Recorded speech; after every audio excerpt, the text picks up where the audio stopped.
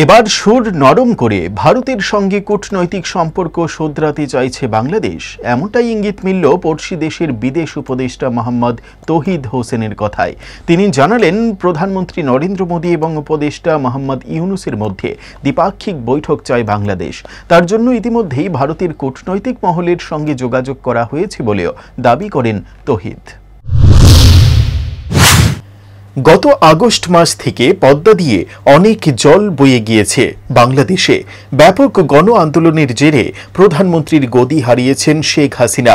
আওয়ামী লীগ সরকারের পতনের পর গঠিত হয়েছে অন্তর্বর্তী সরকার, আর এই রাজনৈতিক পালা বদলে ধাক্কা খেয়েছে ভারতের সঙ্গে বাংলাদেশের গভীর বন্ধুত্ব।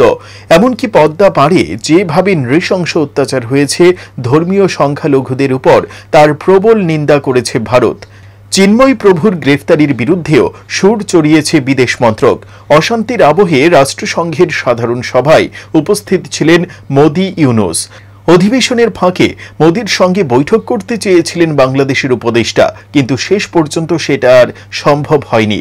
তবে তৌহিদ হোসেনের সঙ্গে দ্বিপাক্ষিক আলোচনায় বসেন ভারতের বিদেশ মন্ত্রী এস জয়শঙ্কর। ভারত বাংলাদেশের দ্বিপাক্ষিক সম্পর্ক নিয়ে আলোচনা হয় দুজনের মধ্যে। ফেব্রুয়ারি মাসেও ইন্ডিয়ান ওশান কনফারেন্সে আলোচনা হয় তাদের। তবে তারপরেও দুই দেশের সম্পর্কে সেইভাবে চোখে পড়ার মতো উন্নতি হয়নি। এবার সেই দূরত্ব ঘোচাতে চাইছে ইউনূস সরকার। সংবাদ মাধ্যম এএনআইকে তৌহিদ জানিয়েছেন, ভারতের কাছে কূটনৈতিকভাবে আবেদন জানিয়েছি আমরা। বিমস্টেক সম্মেলন চলাকালীন দুই দেশের প্রধানের মধ্যে যেন একটি বৈঠক আয়োজন করা হয়, সেটাই আমরা চাই। এ নিয়ে ভারতের তরফে এখনো কোনো প্রতিক্রিয়া মেলেনি।